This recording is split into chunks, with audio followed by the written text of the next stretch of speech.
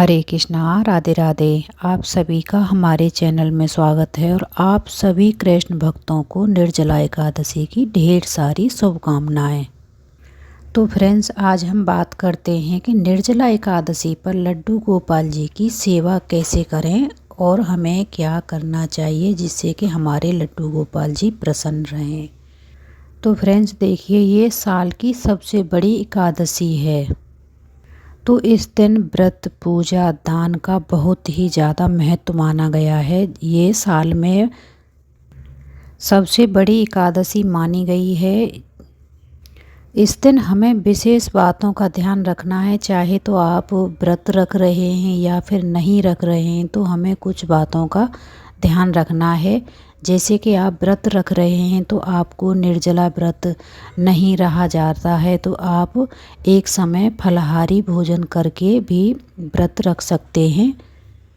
और एकादशी के दिन श्री भगवान विष्णु का पूजन किया जाता है, माता लक्ष्मी का। अगर विष्णु की मूर्ति फोटो नहीं है तो आप अपने लड्डू गोपाल जी का भी पूजन कर सकते हैं। और ध्यान रहे, इस दिन पीले रंग का बहुत ही ज़्यादा महत्व माना गया है। जैसे कि पीले फूल, पीले चंदन और पीले वस्त्र अपने ठाकुर जी को पीले रंग का पोशाक अवश्य पहनाएं।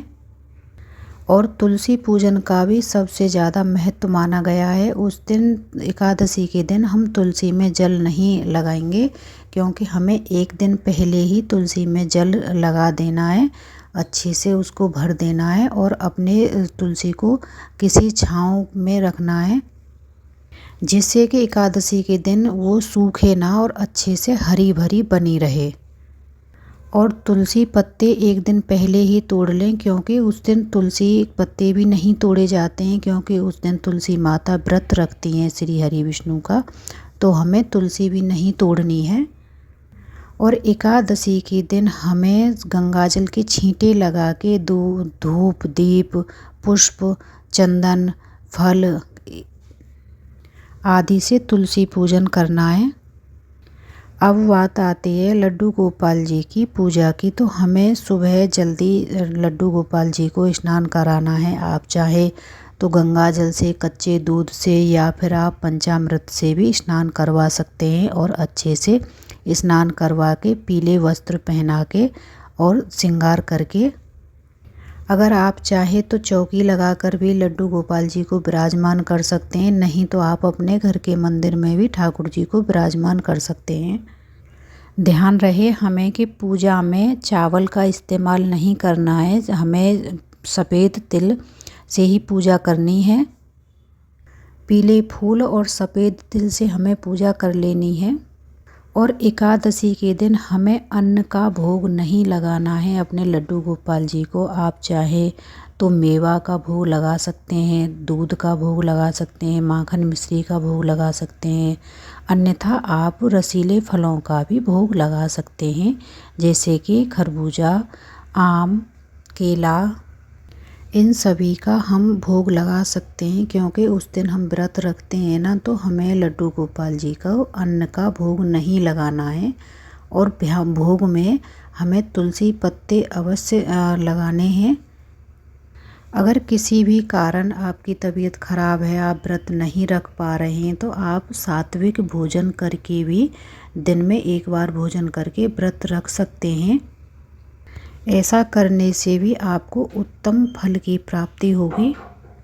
और निर्जला एकादशी के दिन आप अखंड ज्योत भी जला सकते हैं देसी घी की। नहीं तो आप तुलसी का भी दीपदान कर सकते हैं। सूखी हुई तुलसी जो होती है ना, उसका आप हवन भी कर सकते हैं।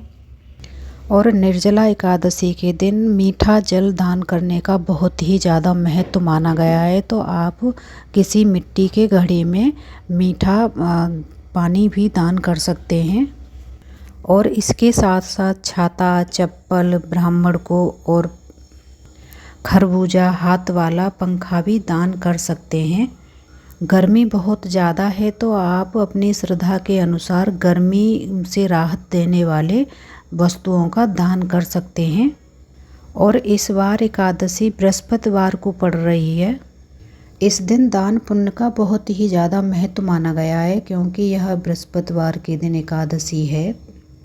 25 जून बृहस्पतिवार के दिन पड़ रही है।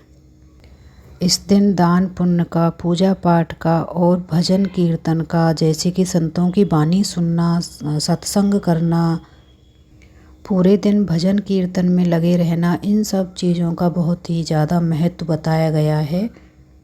और हो सके तो इस दिन प्याज लहसुन खाने से बचें, सात्विक भोजन बनाएं अपने घर में बच्चों को खिलाने के लिए। और अपने घर में लड़ाई झगड़ा गुस्सा करना, इन सब चीज़ों से भी हमें बचना चाहिए। राधे राधे। जय श्री कृष्णा। जय हरि विष्णु। जय माता लक्ष्मी। और पूजा करते समय ओम नमो भगवते वासुदेवाय का मंत्र जाप भी करते रहना चाहिए। ऐसा करने से श्री हरि विष्णु माता लक्ष्मी की कृपा आप सब पर हमेशा बनी रहती है। राधे राधे। जय श्री कृष्णा। ओम नमः भगवते वासुदेवाय। ओम नमो भगवते वासुदेवाय। जय श्री हरि। जय विष्णु।